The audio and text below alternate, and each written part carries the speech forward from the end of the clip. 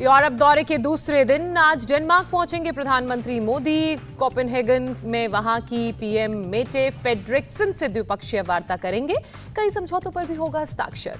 Denmark में business round table के अलावा भारतीय समुदाय के रिसेप्शन कार्यक्रम में भी शामिल होंगे पीएम मोदी। डेनमार्क की क्वीन मार्गरेट द्वितीय पीएम मोदी के सम्मान में आज देंगी डिनर। डेनमार्क दौरे में द्वितीय भारत नॉर्डिक शिखर सम्मेलन में भी हिस्सा लेंगे PM Modi. Ireland, Norway, Sweden और फिनलैंड के पीएम से करेंगे मुलाकात। पीएम मोदी ने जर्मनी में भारतीय समुदाय को किया संबोधित। बर्लिन थिएटर में भारतीय समुदाय के बीच पहुंचे प्रधानमंत्री मोदी। पीएम मोदी ने बर्लिन में कसा कांग्रेस पर तंज। कहा वो कौन सा पंजा था जो 85 पैसे खींच लेता था। पीएम मोदी ने कहा अब कोई बिचौलिया नहीं, कोई कटमनी नहीं। 22 लाख करोड़ से ज्यादा डीबीटी में ट्रांसफर। मोदी ने कहा अब रिफॉर्म, परफॉर्म और ट्रांसफॉर्म से देश आगे बढ़ रहा है। अब भारत बड़ा सोच रहा है। पीएम मोदी ने किया भारतीयों के सामर्थ्य का गौरवगान। कहा अब भारत समय नहीं गंवाएगा। पीएम मोदी ने कहा भारतीय मतदाता को 7 से 8 साल में वोट की ताकत का एहसास हुआ। 3 दशक की राजनीति की अस्थिरता खत्म हुई। पीएम मोदी ने कहा 70 साल लगे देश में एक संविधान लागू करने में, अब एक देश एक संविधान है। पीएम मोदी ने किया कोरोना की वैक्सीन का जिक्र। कहा 100 से ज्यादा देशों की वैक्सीन भेजकर हमने मदद की। पीएम मोदी ने खादी का भी जिक्र किया। कहा भारत में पहली बार खादी का कारोबार 1 लाख करोड़ के पार। पीएम मोदी ने की अपील भारत के लोकल को ग्लोबल बनाने में करें मदद। 21 जून को योग दिवस में लें हिस्सा। बर्लिन थिएटर में भारतीय समुदाय के लोगों ने उत्साह के साथ पीएम मोदी का स्वागत किया। पीएम मोदी ने हाथ जोड़कर अभिवादन किया। पीएम मोदी ने बर्लिन थिएटर के बाहर जीता लोगों का दिल। कलाकारों से ढोल लेकर अपने अंदाज में 1.5 मिनट तक बजाया। पीएम मोदी ने बर्लिन की सड़कों पर की चहलकदमी। कार को छोड़कर पैदल निकले, लोगों का हाथ हिलाकर अभिवादन किया। पीएम मोदी ने जर्मनी के चांसलर ओलाफ शॉल्ज से की मुलाकात। द्विपक्षीय संबंधों पर दोनों के बीच हुई चर्चा। रूस यूक्रेन युद्ध पर बोले पीएम मोदी, युद्ध में कोई विजयी नहीं हो सकता, युद्ध से सबका नुकसान हो रहा है।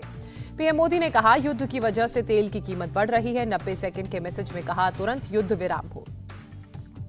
जर्मन चांसलर ओल्फ शॉल्ज यूक्रेन पर रूसी हमले को उन्होंने बताया अंतर्राष्ट्रीय कानून का उल्लंघन। पुतिन से युद्ध को खत्म करने की अपील की।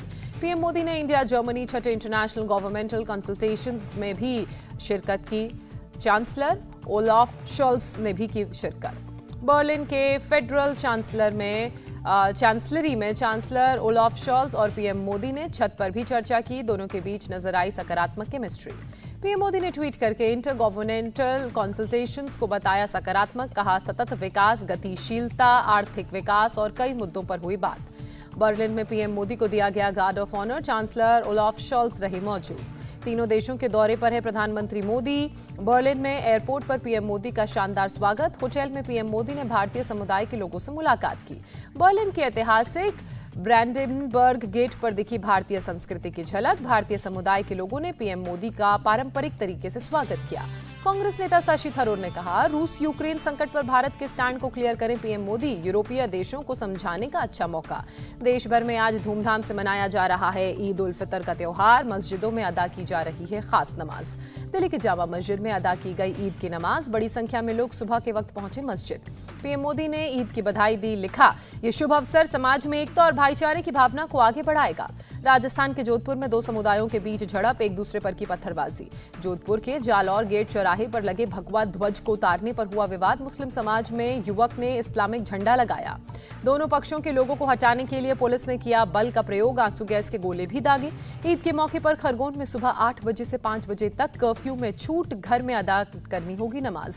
उत्तर प्रदेश में ईद के दिन 31,000 से ज्यादा स्थानों पर अदा की जाएगी नमाज। 2,846 संवेदनशील स्थानों को चिन्हित कर पुलिस ने विशेष सुरक्षा की व्यवस्था की।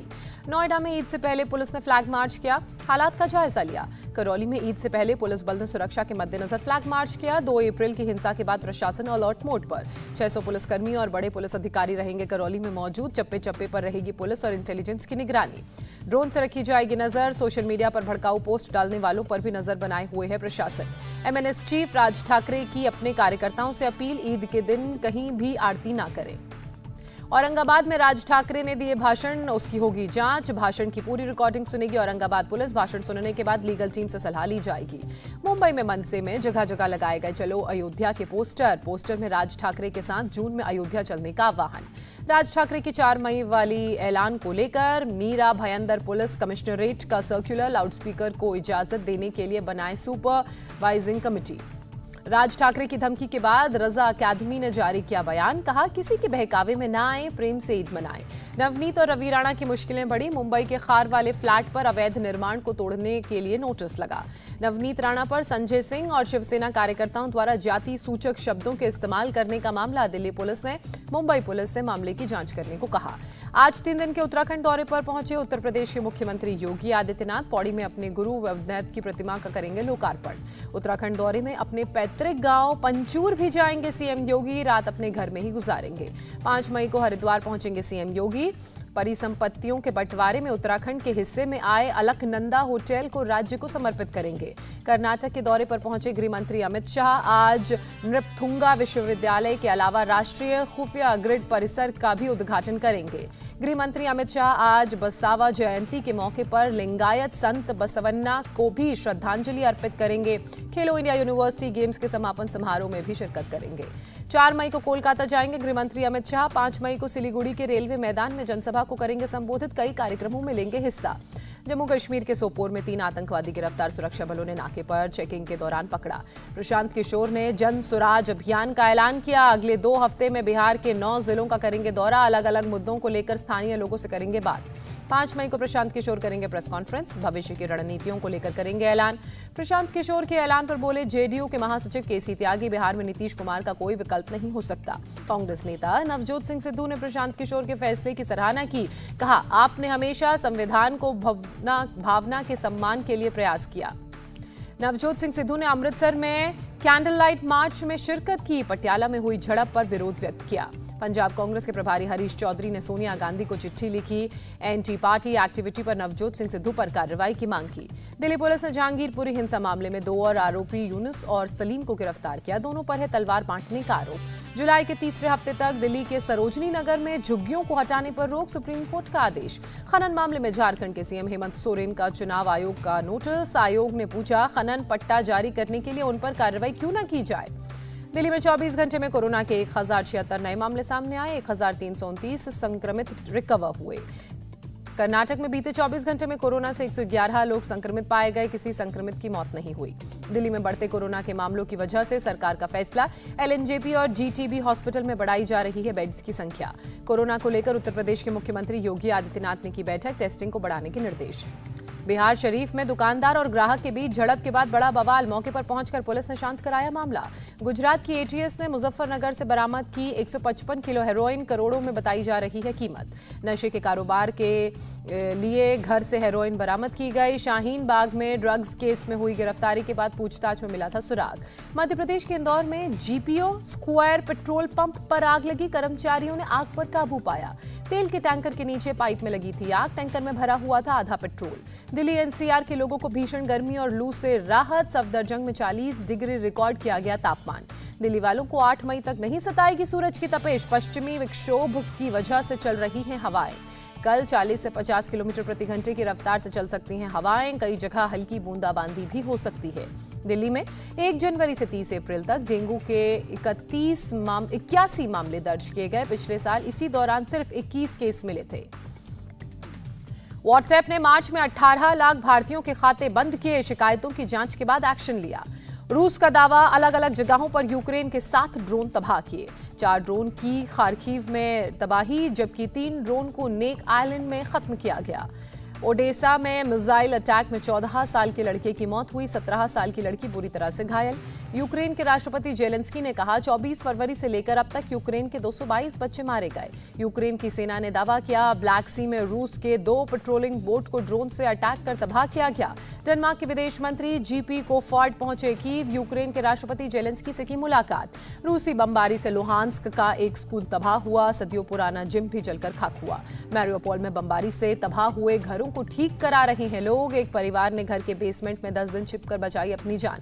अमेरिका के फ्लोरिडा में रेलवे ट्रैक पर आई कार के उड़े पर खच्चे, कार ड्राइवर की मौत हुई। न्यू मैक्सिको में अमेरिकी इतिहास की सबसे भीषण जंगल की आग, 486 स्क्वायर किलोमीटर तक जंगल साफ हुआ। जंगल की आग से आसपास रह रहे लोगों पर भी संकट बना, हजारों लोगों ने घर छोड़े। धुएं से भरा न्यू मैक्सिको का आसमान, लोगों को सांस लेने में हो रही है दिक्कत।